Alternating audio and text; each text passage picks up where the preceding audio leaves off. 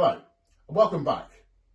Let's have a look at the preparation work that needs to be undertaken prior to installing the Cotherm PIL. Now most of you will be greeted with something very similar to this. Now this houses a number of component parts that need to be removed prior to the installation. The first thing that we need to do, and the most important thing, is ensure that the power supply has been disconnected or suitably isolated.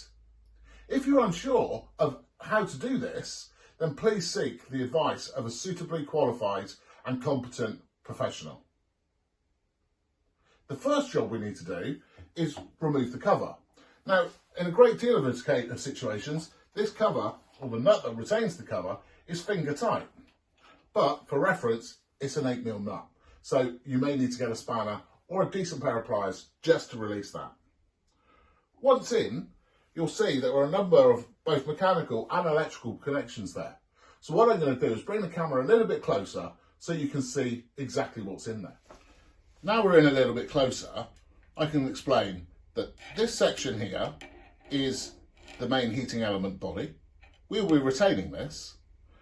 This component here is the thermostat that needs to be removed. We have an earth stud, needs to be removed, and also a cable clamp. This is the main incoming supply that needs to have already been isolated. So let's have a look at the easiest way to remove these components.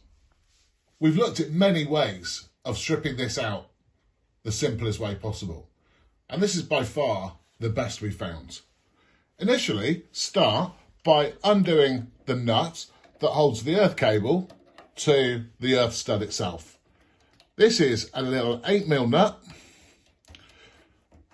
that can be undone with a spanner, and I'm sure we'll have one of those by now.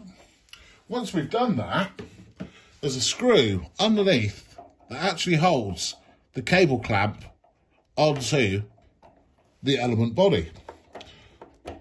So we simply undo the screw, which then frees the cable clamp.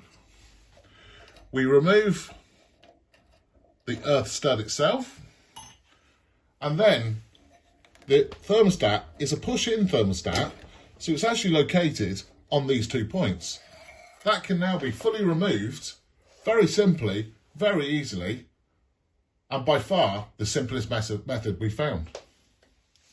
What this leaves you with now is the naked element boss that we're looking for to install the Cotherm PIL.